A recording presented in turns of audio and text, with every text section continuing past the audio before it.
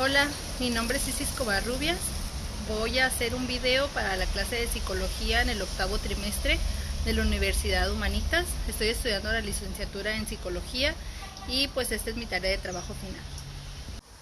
Y bueno, el psicoanálisis, como ya sabemos, surgió en el siglo XIX con Freud. De ahí se deriva la entrevista gracias a la asociación libre, que como ya sabemos, la asociación libre fue dejar que el paciente hablara y dijera todo lo que se le venía a la mente con una ligera moderación por parte del psicoanalista para llegar a establecer lo que se necesitaba establecer y que el paciente llegara a una sanación intelectual.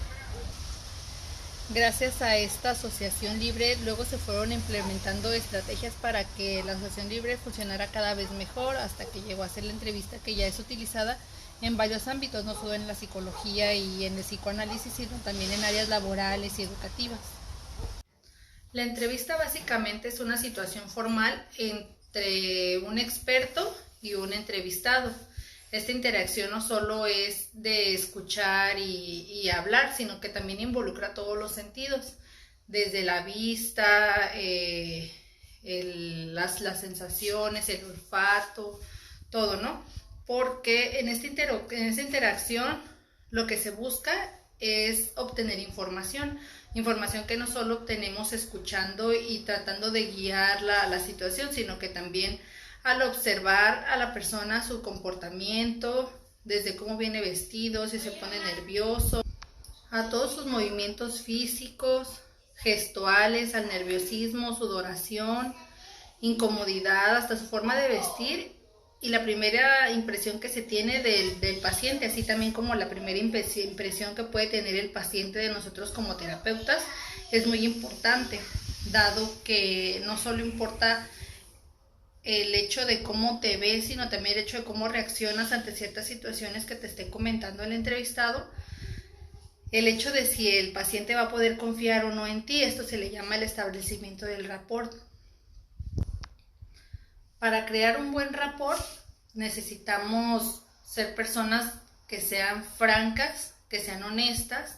Por lo mismo es necesario que nosotros como terapeutas, para hacer cualquier tipo de entrevista, ya sea laboral o psicológica, hayamos tenido nosotros un previo entrenamiento y aparte hayamos tomado terapia también nosotros, para no ir y mezclar nuestros asuntos personales con los asuntos que vengan a relucir, ¿no? con el entrevistado. Ese establecimiento del rapport es esa parte en la que nosotros como terapeutas logramos que la otra persona se sienta cómoda, no solo durante el inicio de la entrevista, que es cuando se establece, sino durante toda ella. Lograr que el entrevistado se sienta tranquilo, en confianza, en calma, y que pueda sentirse con esa sensación de que pueda contarnos cualquier cosa, y esa va a ser la manera en que esta persona se va a abrir con nosotros. Si un terapeuta no establece un buen rapport, pues se pierde la entrevista, porque no vas a lograr el objetivo, que es obtener información valiosa para lo que necesitas. Ahora bien, el tipo de información que se puede buscar en una entrevista puede ser de riesgo para alguna empresa o institución, para conocer mejor a algún candidato, esto como en las entrevistas de reclutamiento de personal, identificar algún trastorno o posible tratamiento, ya sea también para alguna empresa o para alguna escuela o en terapia psicológica, también para identificar alguna deficiencia o dificultad de aprendizaje y poder proporcionar las herramientas necesarias. Más que nada en una terapia psicológica, pues es para poder ayudar a la otra persona que viene a nosotros buscando ayuda porque pues no sabe cómo resolver sus conflictos. Nosotros tenemos que sacar información desde lo básico, por qué están creándose esos conflictos, desde dónde viene, para poder ayudar a la otra persona a que ella misma encuentre una solución y establecer qué es lo mejor para darle solución al problema con que esta persona viene a nosotros. Ahora hablaré de los tipos de entrevistas según su propósito, que serían los de admisión, selección, promoción, evaluación, de consejo, de confrontación o clínica. En esta materia se supone nos enfocamos en la psicológica, ya que es la materia que estamos estudiando, pero realmente se vio a grandes rasgos todos los tipos de entrevistas, como entrevistas laborales, entrevista clínica, psiquiátrica y todo tipo de entrevistas que tienen un marco para hacerse de una manera pues muy similar, en el que entran las etapas, que son las etapas básicas para cualquier entrevista, que es el inicio, que es cuando pues recibimos a la persona, le damos la explicación de cómo va a proceder la entrevista, para qué está ahí en la entrevista, dependiendo si es para reclutamiento de personal, pues es para explicarle para qué puesto la está haciendo, si es psicológica, preguntar, establecer los tiempos de duración, si tu entrevista, qué modelo de entrevista es el que estás utilizando, establecer costos y todo ese tipo de cosas. En la cima o el desarrollo, pues es cuando ya son las preguntas. Si es una entrevista estructurada, ya tiene, nosotros como entrevistadores ya tenemos las preguntas que le vamos a hacer de una manera estructurada y se las empezamos a hacer hasta llegar a obtener la información que necesitamos. Si es semiestructurada, pues tenemos algunas preguntas que son básicas para esa entrevista, pero también la dejamos que de alguna manera se vaya dando y se vaya guiando según también lo que el entrevistado sea lo que nos diga, ¿no? Y la entrevista libre, que es más que nada la que se utiliza en psicología, que es la que nos interesa, en la que se le guía al paciente de una manera muy leve, porque ahí es más la asociación libre, el hecho de que el paciente venga y cuente, y nosotros solamente modelar la situación de una manera en que el paciente termine pues dándose cuenta del mismo, de los conflictos que trae, y obtener la información que necesitamos para que el paciente pueda llegar a un punto claro desde su propia perspectiva. Digamos que para un paciente en una entrevista psicológica somos como un espejo. Dentro de las técnicas para manejar cualquier tipo de entrevista se encuentran las siguientes, que sería la técnica de la observación. Esta técnica consiste en, como lo dice el título, estar observando al paciente, a la persona que se está entrevistando desde todos los ámbitos. Esto incluye todo lo que es el lenguaje corporal. Nosotros como entrevistadores nos ponemos en la mente el cuál va a ser en lo que nosotros vamos a estar observando, qué tipo de conducta es repetitiva en el paciente y evaluar el por qué.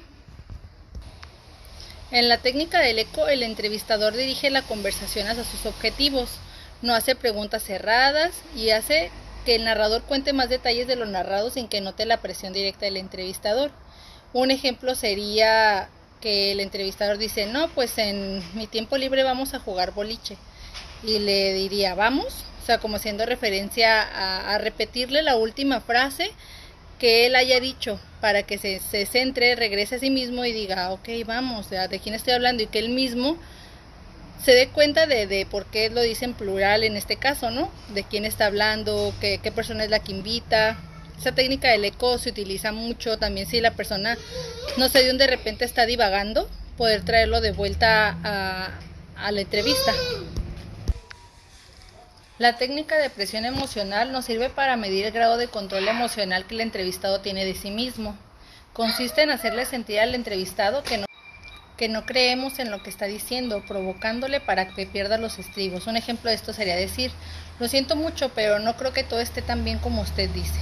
Digamos que es como parte de confrontación, pero es más que nada para medir el cómo reacciona él ante ciertas situaciones. Ahora, la técnica del silencio es una técnica en la que, como el título lo dice, consiste en que el terapeuta guarde silencio el mayor tiempo, de hecho todo el tiempo en lo que dura la técnica, porque el que debe de romper el hielo, el que debe de romper esa tensión tiene que ser el entrevistado. Esta técnica sirve para que el entrevistado sea, como ya dije, el que siente esa tensión y se ve obligado a romper el hielo, y aquí vamos a medir sus mecanismos de defensa y qué tanta paciencia o qué tanto puede manejar ese tipo de situaciones. La técnica de confrontación, pues es como lo dice la palabra, confrontar a la persona. Esto ayuda a establecer la verdad para que se convenza de que se necesita corregir o cambiar en su vida.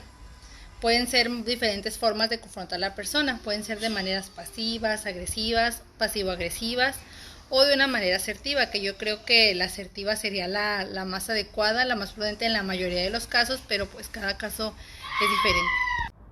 También hablamos en clase sobre la integración del reporte.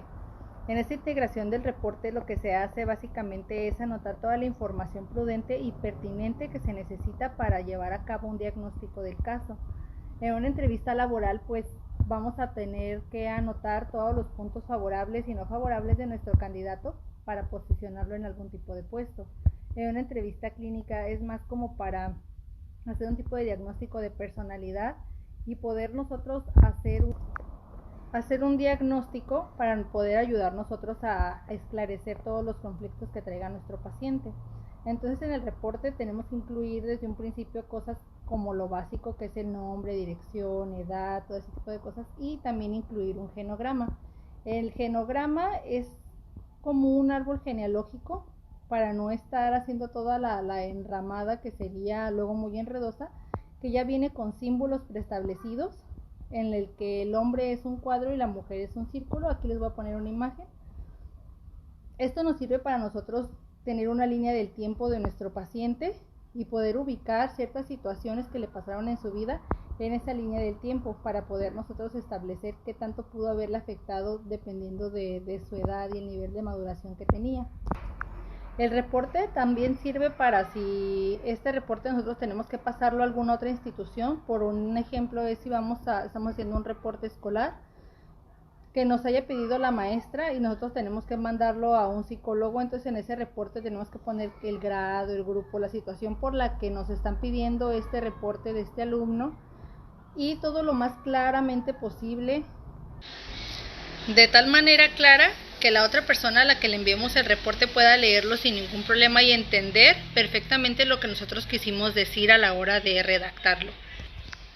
También hablamos de la entrevista psicodinámica, que es la entrevista en el que el entrevistador se fija más en la dinámica que tiene el sujeto a la hora de contar sus cosas, que es más que nada se busca extraer lo que es natural, saludable y simple y reintegrarlo a la personalidad cuando sea necesario y posible.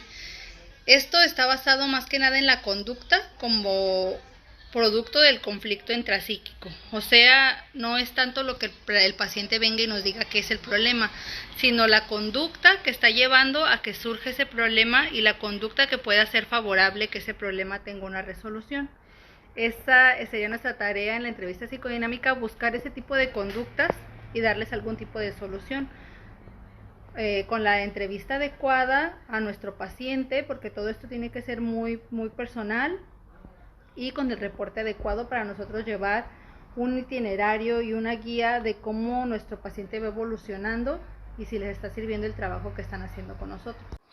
En este bloque de entrevista, pues aprendimos básicamente la estructura de una entrevista, de cualquier tipo de entrevista, el cómo llenar un reporte, también de cualquier tipo de entrevista. Lo de la entrevista laboral igual ya no se nos había dado en bloques anteriores, pero otras entrevistas pues sí hubo muy buena información acerca de todo lo que se necesita tanto personalmente como en herramientas para armar y hacer una entrevista exitosa. Como recreación para la clase, en lo personal me hubiera gustado que hubiera un poco más de contenido referente a la psicología y en los ámbitos psicológicos, ya que lo de la entrevista laboral ya lo habíamos visto en el bloque organizacional. También me hubiera gustado que los tiempos que ya estaban preestablecidos para cada clase y cada tema que se iba a ver en cada clase se diera ese tema en esa clase y no se divagara tanto sobre otras cosas que poco o nada tenían que ver en esa clase. Hubiera estado perfecto. Aprendí bastante con los ejemplos sobre las técnicas para la entrevista y también me quedó muchísimo más claro cómo se forma un reporte de cualquier tipo de entrevista.